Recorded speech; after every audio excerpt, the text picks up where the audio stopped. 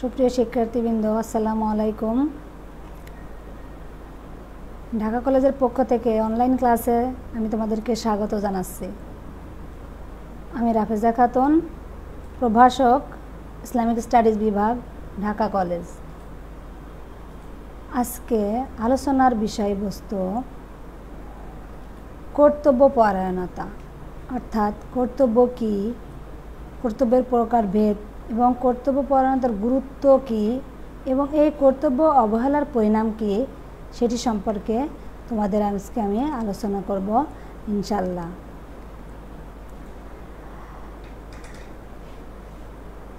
কর্তব্য পরায়ণতা অর্থ হচ্ছে দায়িত্ব এবং কর্তব্য কি সঠিকভাবে পালন করা। আল্লাহ রাব্বুল আলামিন আমাদেরকে সৃষ্টির শ্রেষ্ঠ হিসাবে সৃষ্টি করেছেন এবং এই মানুষের জন্য আল্লাহ রাব্বুল আলামিন অন্যান্য সকল কিছু সৃষ্টি করেছেন, অর্থাৎ মানুষের কল্যাণের জন্য, মানুষের উপকারের জন্য, মানুষের ভোগের জন্য আল্লাহ রাব্বুল আলামিন অন্যান্য সকল কিছু সৃষ্টি করেছেন। আল্লাহ তাআলা মানুষকে শ্রেষ্ঠত্ব ও কর্তৃত্ব দিয়েছেন, মানুষকে পৃথিবীতে খলিফা হিসাবে সৃষ্টি করেছেন। এখন মানুষের কর্তব্য কি? জীবনের সব পর্যায়ে সকল বিভাগে মানুষের দায়িত্ব কর্তব্য এর জন্য কি এই যে সীমা, সেটি অত্যন্ত বিস্তৃত এবং পরিব্যাপ্ত। এ দায়িত্ব সম্পর্কে সঠিক জ্ঞান লাভ করতে হবে এবং তা আন্তরিকভাবে পালন করার উদ্যোগই হচ্ছে কর্তব্য পরায়ণতা। কর্তব্য হলো এমন একটি বিষয় যা মানুষের দায়িত্ব, আর মানুষ যখন এই দায়িত্ব নিষ্ঠা ও আন্তরিকতার সাথে পালন করবে তখন সেটি হবে কর্তব্য পরায়ণতা। অর্থাৎ কর্তব্য হচ্ছে করণীয়, যার যা করণীয় সেটি পালন করা হচ্ছে কর্তব্য পরায়ণতা।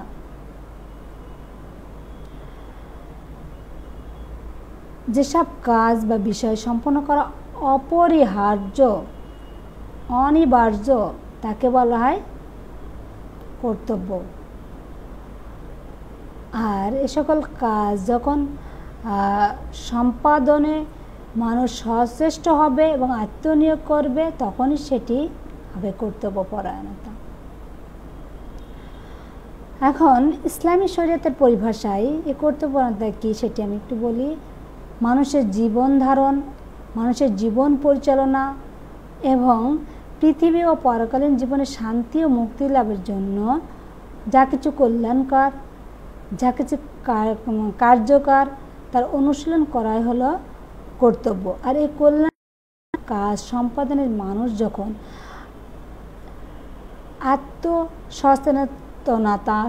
আত্মসচেতনতা ও একনিষ্ঠতার সাথে দায়িত্ব পালন করবে তখনই হবে সেটি কর্তব্য পরায়ণতা। তাহলে আমরা এক কথায় কি বুঝলাম? কর্তব্য পরায়ণতা অর্থ হলো যার যার দায়িত্ব কর্তব্য সেটি সঠিকভাবে আন্তরিকতার সাথে পালন করাই হচ্ছে কর্তব্য পরায়ণতা। মানুষ যখন সেটি একনিষ্ঠতার সাথে পালন করবে সেটি হবে কর্তব্য পরায়ণতা। এখন এই কর্তব্য পরায়ণতার প্রকারভেদ সম্পর্কে করব। মানুষের সব কাজকর্মকে দুইভাবে বিভক্ত করেছে। একটি হলো হাক্কুল্লাহ, অর্থাৎ আল্লাহর হক আদায় করা, আরেকটি হলো হাক্কুল ইবাদ, মানে বান্দার হক আদায় করা। হাক্কুল্লাহ আল্লাহর হক, আল্লাহর প্রতি মানুষের কর্তব্য হলো যে আল্লাহর হক আদায় করা। আল্লাহ তাআলা আমাদেরকে, মানুষকে সৃষ্টি করেছেন, সুন্দরতম আকৃতি দিয়েছেন, মানুষকে বিপুল নিয়ামত দান করেছেন আল্লাহ রাব্বুল আলামিন। আর কী জন্য করেছেন? একটি বিশেষ লক্ষ্যে আল্লাহ রাব্বুল আলামিন এটি করেছেন।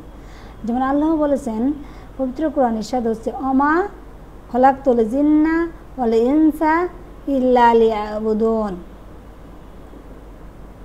জিন এবং মানুষ জাতিকে কেবল আমি শুধু আমার ইবাদতের জন্য সৃষ্টি করেছি। সূরা আয-যারিয়াত ৫৬ নম্বর আয়াত। এখন মানুষের কর্তব্য কি? আল্লাহর ইবাদত যথাযথভাবে পালন করা। এখন আল্লাহর ইবাদত কি? যেমন আল্লাহ আমাদের 5 ওয়াক্ত নামাজ আদায় করতে বলছেন, এটি করা। রমজানে রোজা রাখতে বলছেন।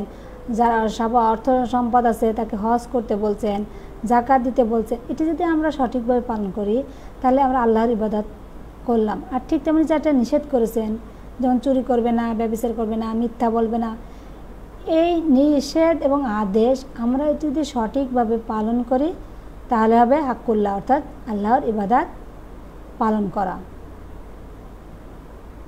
জীবনের সকল ক্ষেত্রে, সকল পর্যায়ে আমাদেরকে আল্লাহর আদেশ এবং নিষেধ মেনে চলতে হবে। তাহলে আমরা কি করব? এর মাধ্যমে আদেশ এবং নিষেধ মেনে চলার মাধ্যমে আমরা আল্লাহর হক আদায় করতে পারব। তারপরে আসি আমি হাক্কুল ইবাদ, অর্থাৎ বান্দার হক আদায় করা। হাক্কুল ইবাদত অর্থ বান্দার হক। বান্দার হক কি? একজন মানুষের প্রতি কিছু দায়িত্ব এবং কর্তব্য রয়েছে।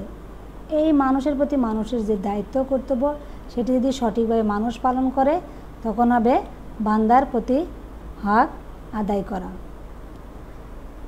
এখন বান্দার যে হক কি? মনে করো আমরা সমাজ জীবনে চলতে যাই, যে মানুষের প্রতি মানুষের যে দায়িত্ব এবং কর্তব্য সেটি যদি সঠিকভাবে পালন করি তাহলে এই বান্দার হক আদায় করা হবে। যেমন মাতা পিতা, ভাই বোন, স্বামী স্ত্রী, পরস্পরের প্রতি যে দায়িত্ব কর্তব্য রয়েছে এটি পালনের মাধ্যমে আমরা হাক্কুল ইবাদত, বান্দার হক আদায় করতে পারি। যেহেতু আল্লাহ রাব্বুল আলামিন আমাদেরকে সৃষ্টির সেরা হিসেবে সৃষ্টি করেছেন, আমাদেরকে যেহেতু শ্রেষ্ঠত্ব দিয়েছেন, প্রয়োজন মতো আল্লাহ ভোগ ও ব্যবহারের অনুমতিও দিয়েছেন, সেজন্য মানুষের উচিত এই সৃষ্টির প্রতি ও তার কর্তব্য সম্পর্কে সচেতন হওয়া।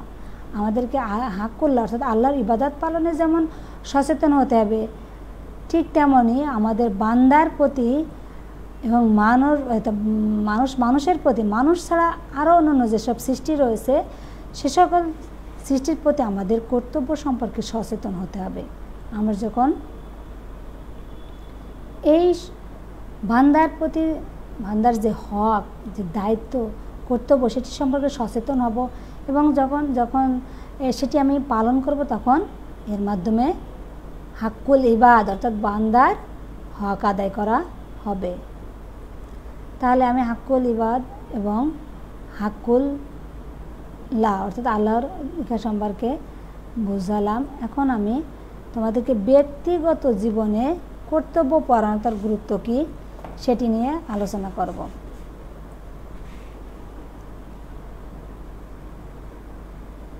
ব্যক্তিগত উন্নতি। একজন মানুষ তার কর্তব্য পালন করা বা না করার উপর তার উন্নতি এবং অবনতি নির্ভর করে। যেমন একজন ব্যক্তি তিনি যদি তার দায়িত্ব সঠিকভাবে পালন করেন তাহলে অবশ্যই তার ব্যক্তিগত উন্নয়ন ঘটবে। যেমন একজন ছাত্র হিসেবে তার প্রথম দায়িত্ব কর্তব্য আছে তার কি করা? পড়াশুনো করা। ঠিক তেমনি একজন চাকরিজীবী তার দায়িত্ব আছে তার চাকরি সঠিকভাবে করা। যেমন একজন শিক্ষকের দায়িত্ব হলো ছাত্রদেরকে কি করা? ভালোভাবে পড়াশুনো করানো। এই পর্যায়ে ব্যক্তি যদি সঠিকভাবে তার দায়িত্ব পালন করে তো অবশ্যই তার ব্যক্তিগত কী হবে?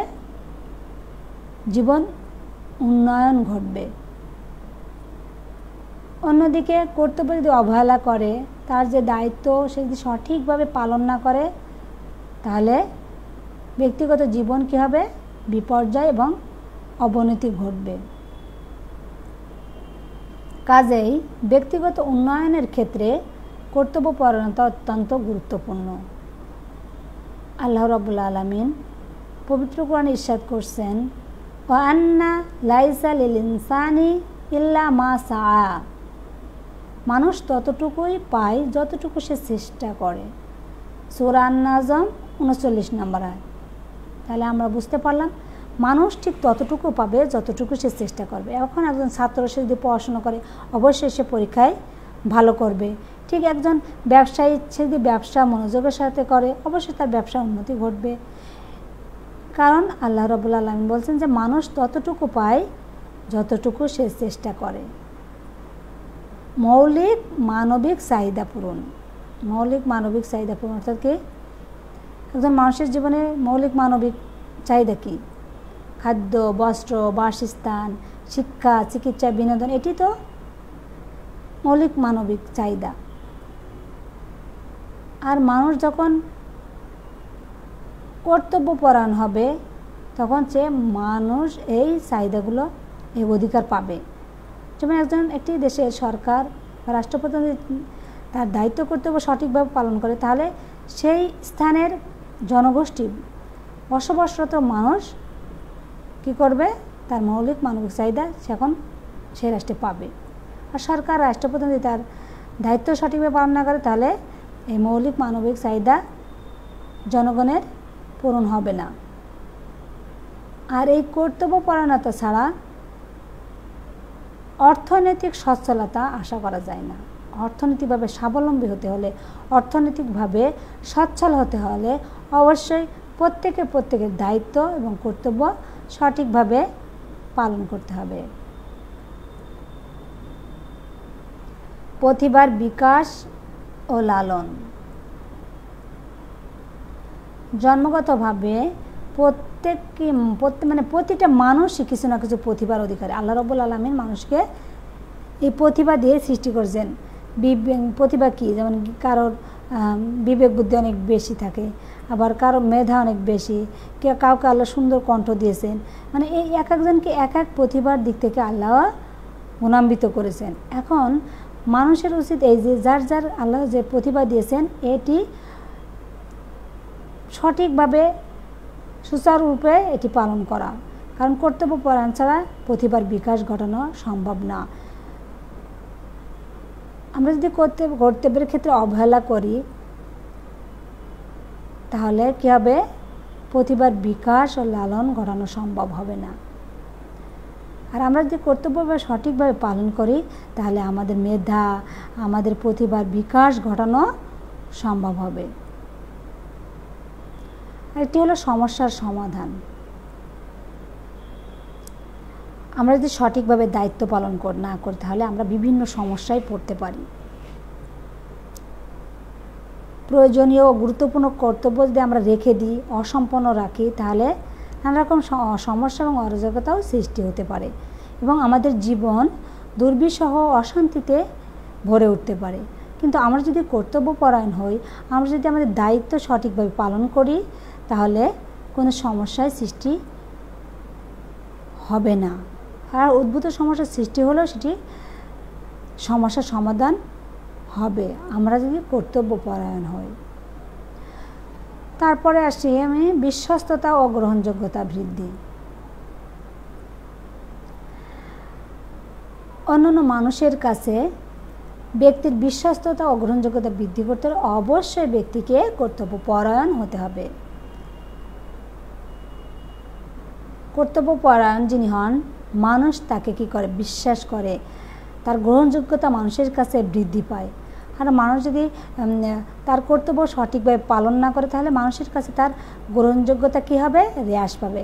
মানুষ জানবে যে ওই ব্যক্তি কথা দিয়ে কথা রাখে না, কিংবা সঠিক যে সময় আসার কথা সে সময় আসে না, মানে তার প্রতি বিশ্বাসযোগ্যতা তখন হ্রাস পাবে, তাকে মানুষ বিশ্বাস করবে না। আর মানুষ যখন মানুষের প্রতি এই দায়িত্ব কর্তব্য সঠিকভাবে পালন করবে তখন গ্রহণযোগ্যতা, বিশ্বাসতা, ভালোবাসা, সম্প্রীতি সবই বৃদ্ধি পাবে। এজন্য আমাদের প্রত্যেকে দায়িত্বশীল হতে হবে যাতে মানুষের প্রতি আমাদের গ্রহণযোগ্যতা এবং বিশ্বাসতা বৃদ্ধি পায়। এখন আমি আসি মানবিক মূল্যবোধ সংরক্ষণ। মানবিক মূল্যবোধ সংরক্ষণ অর্থাৎ কি? মানুষের মধ্যে পাশবিক এবং মানবিক দুইটি গুণ রয়েছে। পাশবিক এবং মানবিক, এই মানবিক গুণের যদি আমরা উন্নয়ন ঘটাতে চাই তাহলে অবশ্যই আমাদেরকে কর্তব্যপরায়ণ হতে হবে। কর্তব্য পালনের মানে কর্তব্য পালনের মাধ্যমেই এই মানবের মূল্যবোধ সংরক্ষণ করা যায়। আর যদি কর্তব্য অবহেলা করি, দায়িত্বে অবহেলা করি, তাহলে এটি সংরক্ষণ করা সম্ভব হবে না। কারণ আল্লাহ তাআলা মানুষকে সৃষ্টি করেছেন এবং এই যে মানবিক যে গুণ দিয়েছেন, এই গুণের সমন্বয় ঘটানোর মাধ্যমে এই মূল্যবোধকে সংরক্ষণ করা সম্ভব হবে। আর যদি আমরা পাশবিক চর্চা করি, তাহলে কখনোই আমরা আমাদের মূল্যবোধ সংরক্ষণ করতে পারবো না। তারপর হচ্ছে পরকালীন মুক্তি। পরকালীন মুক্তি প্রত্যেক মানুষ জানে যে পরকালীন মুক্তি একমাত্র সম্ভব হচ্ছে কিসের মাধ্যমে? আমরা আমাদের দায়িত্ব এবং কর্তব্য যদি সঠিকভাবে পালন করি, যেমন আল্লাহর ইবাদত করা। আমরা যদি আল্লাহর ইবাদত না করি, তাহলে কি আমরা ভালো পরকালীন যে মুক্তি মানে জান্নাত যেতে পারবো না। আর যদি আমরা আমাদের দায়িত্ব অর্থাৎ আল্লাহর প্রতি এবং মানুষের প্রতি যে আমাদের হক আছে সেটি যদি আমরা পালন করি, তাহলে তার মাধ্যমে আমরা ইহকালীন এবং পরকালীন জীবনকে শান্তিময় করতে পারবো। তাই পরকালীন জীবনে উন্নয়নের জন্য আমাদের ইহকালীন জীবনকে গুরুত্ব দিতে হবে।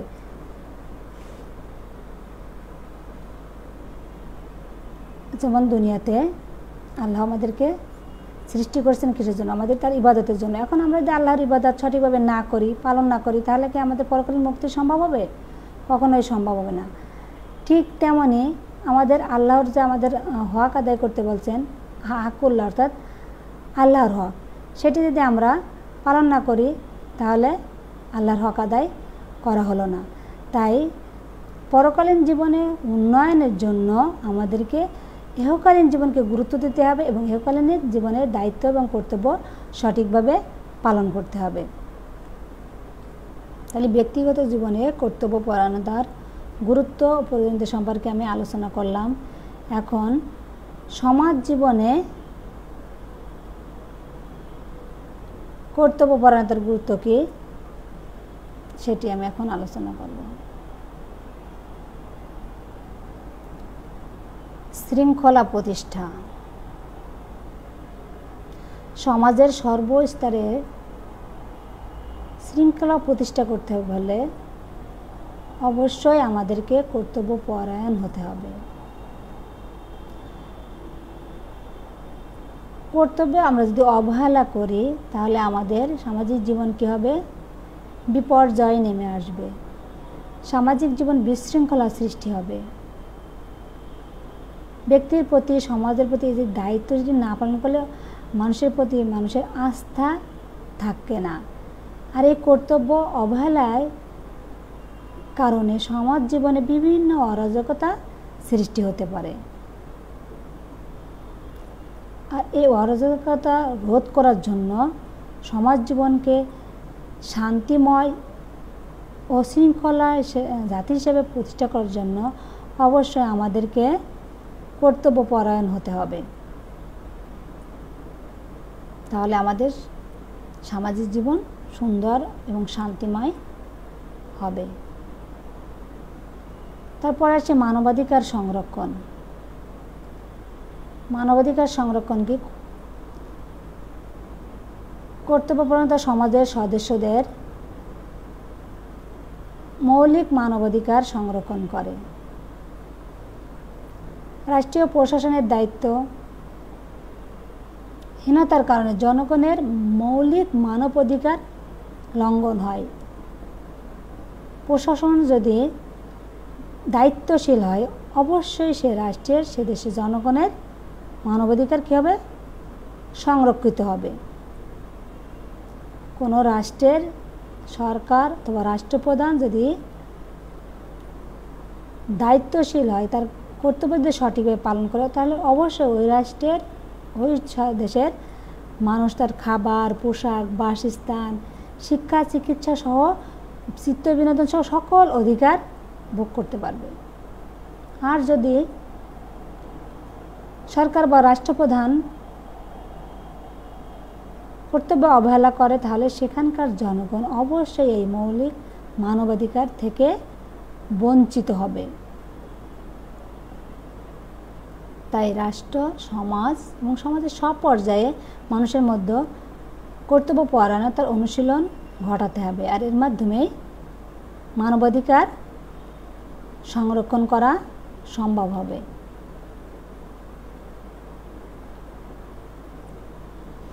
তারপর আসি অপরাধ নির্মূল। কর্তব্যপরায়ণতা বিভিন্ন সামাজিক অপরাধ নিয়ন্ত্রণ করে থাকে। যেমন আমরা জানি যে ইসলামী শরীয়তের যে নিয়ম আছে যে কেউ যদি চুরি করে তাহলে চুরি করার অপরাধ হচ্ছে কি অসারিকু অসারিকাতু ফাক্তাউ আইদিহুমা, অর্থাৎ চোর পুরুষ হোক অথবা নারী হোক তার হাত কেটে দাও। এটা কোরআনে আছে, সূরা মাইদার 38 নম্বর আয়াতে আছে। ঠিক তেমনই ব্যভিচারের ক্ষেত্রে শাস্তি আছে, যে অবিবাহিত হলে তাকে 80টা বেত্রাঘাত করতে হবে, আর যদি বিবাহিত হয় 100টি বেত্রাঘাত করতে হবে, আর যদি বিবাহিত হয় তাহলে তাকে পাথর মেরে হত্যা করতে হবে। ঠিক তেমনই মদ্যপানের ক্ষেত্রে ওরকম নির্ধারিত রয়েছে। এখন এই কোনো রাষ্ট্রে কোনো সমাজে যদি এসব অপরাধ দেখা দেয়, এখন রাষ্ট্রপ্রধান যদি শাস্তির ব্যবস্থা করে অথবা সরকার, তাহলে কী হবে, ওই রাষ্ট্র থেকে অপরাধ প্রবণতা নির্মূল হবে। আর সরকার বা রাষ্ট্রপ্রধান যদি এই অপরাধীদের শাস্তি না দেয়, তাহলে এই চুরি, ডাকাতি, সন্ত্রাস, ব্যভিচার এটি ধীরে ধীরে কী হবে, বৃদ্ধি পাবে, অপরাধ বৃদ্ধি পাবে।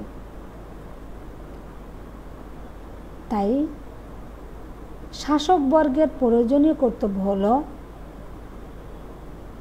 অপরাধীদের চিহ্নিত করে সঠিকভাবে শাস্তি প্রদান করা, তাহলে মাধ্যমে সামাজিক অপরাধ নির্মূল হবে।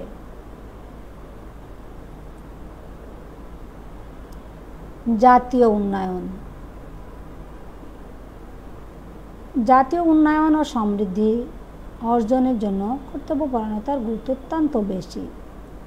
কারণ একটি দেশ, একটি জাতি, একটি সমাজ এর উন্নতি ও অগ্রগতি এর পূর্ব শর্ত হলো যে ওই রাষ্ট্রের, ওই দেশের প্রত্যেকে কর্তব্যপরায়ণ হওয়া। কারণ কর্তব্যপরায়ণ ছাড়া কোনো রাষ্ট্রের, কোনো দেশের উন্নয়ন সম্ভব নয়।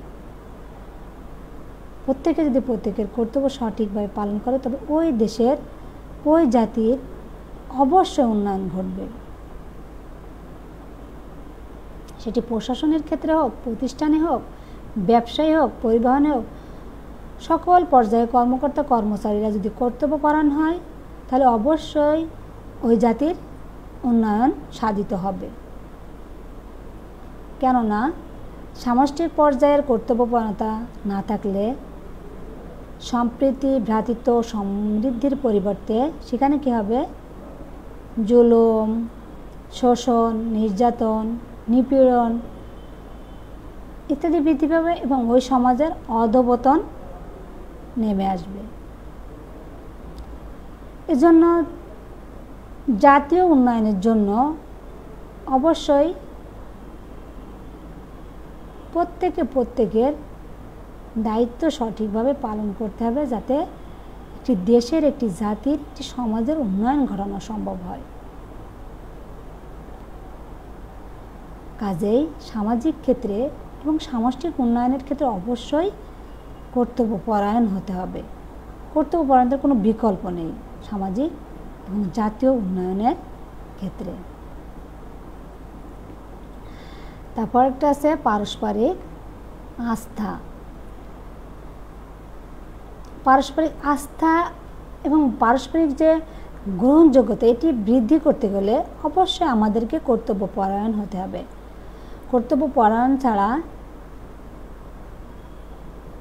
আমরা পরস্পরের প্রতি পরস্পরের আস্থা ও বিশ্বাসযোগ্যতা বৃদ্ধি করতে পারবো না। আমি যদি সচেতন হই, আমি যদি আমার দায়িত্ব কর্তব্য সম্পর্কে জ্ঞান রাখি যে আমাকে এটি করতে হবে, তখন আমার গ্রহণযোগ্যতা অন্যের কাছে কী হবে, বৃদ্ধি পাবে। যেমন বলা যায় আমি একজন চাকরিজীবী, আমাকে আসতে হবে আমার অফিসে 9টায়। এখন আমি যদি রেগুলার 9টার পরিবর্তে 9:30টায় আসি, 10টায় আসি, তাহলে আমার গ্রহণযোগ্যতা কি বৃদ্ধি পাবে ওই অফিসে? অবশ্যই না। আর আমি যদি সঠিক সময় আসি, সঠিক সময় আমার যে কাজ সেটি যদি আমি করি নিষ্ঠার সাথে, তাহলে আমার আস্থা বিশ্বাসযোগ্যতা সবার উপর বেড়ে যাবে যে না, লোকটা তার দায়িত্বে খুব সচেতন, অথবা অমুক স্যার কর্তব্যের ক্ষেত্রে খুব সচেতন এবং সময়ের ক্ষেত্রেও সচেতন। তাই এই পারস্পরিক আস্থা ও বিশ্বাসযোগ্যতা বৃদ্ধির জন্য আমাদেরকে কর্তব্যপরায়ণ হতে হবে। তারপর হচ্ছে মর্যাদা সম্পন্ন জাতি প্রতিষ্ঠা। আল্লাহ রাব্বুল আলামিন যেহেতু আমাদেরকে মর্যাদা সম্পন্ন অর্থাৎ সৃষ্টি সেরা হিসেবে সৃষ্টি করেছেন এবং আমাদেরকে সুন্দর যে আকৃতি দিয়েছেন, কত সুন্দর আমাদের এই যে সুন্দর অবয়ব, মুখ, চোখ, কান সুন্দর করে সৃষ্টি করেছেন, করে আমাদেরকে কী করেছেন, মর্যাদা সম্পন্ন করেছেন। এখন এই সৃষ্টিগতভাবে আল্লাহ যেহেতু আমাদেরকে মর্যাদা সম্পন্ন করে পাঠিয়েছেন এবং মানুষকে আল্লাহ বিপুল দায়িত্ব দিয়ে পৃথিবীতে পাঠিয়েছেন। মানুষদের সময় যে নষ্ট করবে, সময় অবহেলা করবে, দায়িত্ব করতে পালন করবে না, এটা না। মর্যাদা সম্পন্ন জাতি যেহেতু আমাদেরকে করেছেন, তাহলে আমাদেরও উচিত আমাদের দায়িত্ব সঠিকভাবে পালন করা। তাহলে আল্লাহ কী করবেন, আমাদের মর্যাদা আরও বাড়িয়ে দেবেন।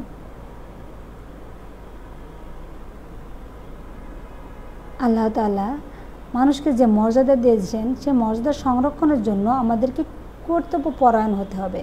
যেমন আল্লাহ আমাদের বলছেন যে আমাদের আদেশ করেছেন কি, 5 ওয়াক্ত নামাজ ফরজ করেছেন, রমজানের রোজা ফরজ করেছেন, ঠিক তেমন নিষেধ করেছেন তুমি চুরি করবে না, ব্যভিচার করবে না, মিথ্যা বলবে না। এখন আমরা যদি এই দায়িত্ব সঠিকভাবে পালন করি, তাহলে কী হলো, আমরা মর্যাদা সম্পন্ন জাতি হিসেবে নিজেদেরকে ধরে রাখতে পারলাম যে আল্লাহ আমাদেরকে মর্যাদা সম্পন্ন করে যেতে পৃথিবীতে পাঠিয়েছেন এবং 18,000 মাখলুকাতের মধ্যে আমাদেরকে শ্রেষ্ঠ হিসাবে সৃষ্টি করছেন। তাহলে আমরা মর্যাদা বৃদ্ধি করতে গেলে আমাদের দায়িত্ব এবং কর্তব্য সঠিকভাবে পালন করতে হবে। তারপর হলো আদর্শ সমাজ প্রতিষ্ঠা। আদর্শ সমাজ প্রতিষ্ঠার জন্য কি করতে হবে, একটি সমাজকে সুন্দর এবং আদর্শ হিসেবে গঠনের জন্য অবশ্যই আমাদেরকে দায়িত্ব সম্পর্কে সচেতন হতে হবে। আমরা যদি আমাদের দায়িত্ব, আমাদের কর্তব্য সঠিকভাবে পালন করি, তাহলে আমরা একটা সুন্দর একটা রাষ্ট্র উপহার দিতে পারবো সে দেশকে, সে সরকারকে। আর আমরা যদি আমাদের দায়িত্ব এবং কর্তব্য সঠিকভাবে পালন না করি, তাহলে আমরা আদর্শ সমাজ প্রতিষ্ঠা করতে পারবো না। যেমন একজন পিতামাতার সন্তানের প্রতি কী কী দায়িত্ব রয়েছে, একজন সন্তানের পিতামাতার প্রতি কী কী কর্তব্য রয়েছে, ঠিক তেমনি স্বামী স্ত্রী, ছোট বড় আত্মীয়স্বজন, পরস্পরের আমাদের অধিকার, আমাদের কর্তব্য কিন্তু অনেক বিস্তৃত। এটি যদি আমরা পালন করি, তাহলে আমরা আদর্শ সমাজ এবং গতিশীল, স্থিতিশীল একটি সুন্দর সমাজ গঠন করতে পারবো। আর যদি এটা আমরা না করি, তাহলে আমাদের সমাজে আদর্শ সমাজ আমরা প্রতিষ্ঠা করতে পারবো না। তারপরে সে আমর বিল মারুফ ও নাহি আনিল মুনকার প্রতিষ্ঠা। মুসলিম জাতির সর্বশ্রেষ্ঠ ও সবচেয়ে বড় দায়িত্ব হলো মানুষকে সৎ কাজের আদেশ দেওয়া এবং অসৎ কাজ থেকে বিরত থাকার নির্দেশ দেওয়া। যেমন আল্লাহ রাব্বুল আলামিন নিষেধ করছেন, কুনতুম খায়রা উম্মাতিন উখরিজতা লিন-নাসি তা'মুরুনা বিল মা'রুফি ওয়া তানহাউনা আনিল মুনকারি ওয়া তু'মিনুনা বিল্লাহি। তোমরা উত্তম জাতি, তোমাদেরকে সৃষ্টি করা হয়েছে মানুষের কল্যাণের জন্য। তোমরা মানুষকে সৎ কাজের আদেশ দেবে এবং অসৎ কাজ থেকে বিরত রাখবে এবং আল্লাহর প্রতি ঈমান আনবে। সূরা আল ইমরান 110 নম্বর আয়াত। এখন আমরা বুঝলাম যে আল্লাহ আমাদেরকে সৃষ্টি করেছেন কেন? সৎ কাজের আদেশ দানের জন্য এবং অসৎ কাজের নিষেধের জন্য। একটি হাদিস আছে যে মানুষ যদি কোথাও অসৎ কাজ করতে থাকে তাকে প্রথমে হাত দিয়ে বাধা দিতে হবে, সেটি যদি সম্ভব না হয় তাহলে মুখ দিয়ে বাধা দিতে হবে, সেটিও যদি সম্ভব না হয় তাহলে অন্ততপক্ষে অন্তর দিয়ে ঘৃণা করতে হবে। এটি হচ্ছে ইমানি দায়িত্ব। তাহলে এই দায়িত্ব পালন করলে সে সৎ কাজে মানুষকে আদেশ দিলে এবং অসৎ কাজে নিষেধ করলে অবশ্যই সুন্দর এবং শান্তিময় সমাজ গঠিত হবে। তাহলে আমি সমাজ জীবনে কর্তব্যপরায়ণতার গুরুত্ব ও প্রয়োজনীয়তা কি সেটি আলোচনা করলাম। এখন আমি আলোচনা করব এই কর্তব্য অবহেলার পরিণাম কি, মানে কর্তব্য যদি অবহেলা করা হয় তাহলে সমাজ জীবন, আমাদের রাষ্ট্রীয় জীবন কেমন হবে সেটি এখন আলোচনা করব ইনশাল্লাহ। কর্তব্য অবহেলার পরিণাম অত্যন্ত ভয়াবহ। কর্তব্য যদি আমরা অবহেলা করি তাহলে আমাদের ব্যক্তিগত জীবন, আমাদের সমাজ জীবন অবশ্যই বিশৃঙ্খলা এবং অশান্তিতে ভরে যাবে। যেমন একটি রাষ্ট্রের জনগণের মৌলিক মানবাধিকার পূরণ করা সে দেশের সরকারের কি কর্তব্য। যেমন তাদের জীবন, তাদের সম্পদ, তাদের সম্ভ্রম নিরাপত্তা দেওয়া রাষ্ট্রের সরকারের কর্তব্য। এখন সরকার যদি তার দায়িত্ব কর্তব্য সঠিকভাবে পালন না করে তবে সেই রাষ্ট্রের জনগণ কী হবে? হুমকির মুখোমুখি হবে এবং তাদের জীবনও দুর্বিষহ হয়ে উঠবে। ঠিক পারিবারিক জীবনে মাতা পিতা যদি কর্তব্য সঠিকভাবে পালন না করে তখন সন্তান সুসন্তান হিসেবে গড়ে উঠবে না। কর্তব্য অবহেলার কারণে সন্তান কী হতে পারে? বিপদগামী হতে পারে, সন্ত্রাসী হতে পারে। ঠিক একজন শিক্ষক যদি তার ছাত্রকে সুশিক্ষা না দেয়, সঠিকভাবে তার কর্তব্য পালন না করে তবে শিক্ষার্থী আদর্শ শিক্ষার্থী হিসেবে গড়ে উঠবে না। ব্যক্তির কর্তব্য অবহেলার কারণে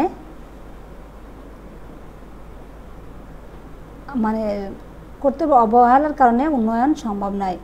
যেমন একজন ছাত্র তার প্রধান কাজ পড়াশোনা করা, এখন সে যদি কর্তব্য অবহেলা করে, সে যদি পড়াশোনা না করে অবশ্যই সে ভালো রেজাল্ট করবে না।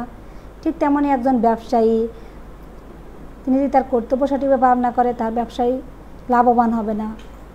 ঠিক জীবনের প্রত্যেকটি ক্ষেত্রে যেমন বলা যায় একজন ড্রাইভার সে যদি সঠিকভাবে গাড়ি না চালায় অথবা গাড়ি চালানোর সময় যদি সে মোবাইলে কথা বলে তাহলে তার জন্য অ্যাক্সিডেন্ট হতে পারে এবং এর মাধ্যমে কি হতে পারে? কিছু মানুষের প্রাণহানি হতে পারে। ঠিক তেমনই একজন ডাক্তার, তিনি যদি সঠিকভাবে তার সঠিক চিকিৎসা না দেয় অথবা ভুল চিকিৎসা দেয় তাহলে তার কারণে কী হতে পারে? কিছু লোকের প্রাণহানি হতে পারে। এজন্য আমাদেরকে প্রত্যেকের কর্তব্য সম্পর্কে সচেতন হতে হবে, যেন আমরা আমাদের দায়িত্ব কর্তব্য সম্পর্কে সচেতন হই। তাহলে আমাদের ব্যক্তিগত জীবন যেমন উন্নয়ন ঘটবে ঠিক তেমনি সামাজিক জীবনও উন্নয়ন ঘটবে। আজকে আমি এখানেই আলোচনা শেষ করছি। তাহলে আজকে আমরা যে বিষয়টি নিয়ে আমি আলোচনা করলাম সেটি হলো কর্তব্যপরায়ণতা এবং এই কর্তব্যের গুরুত্ব ও প্রয়োজনীয়তা কী এবং কর্তব্য অবহেলার পরিণাম কী, তার জন্য ইহকালীন এবং পরকালীন যে শাস্তির ব্যবস্থা রয়েছে সেটি আলোচনা করলাম। তো আজকে এখানেই আমি আলোচনা শেষ করছি। তোমরা সবাই ভালো থাকবে, সুস্থ থাকবে এই কামনায়। আল্লাহ হাফেজ। আসসালামু আলাইকুম ওয়া রাহমাতুল্লাহি ওয়া বারাকাতুহু।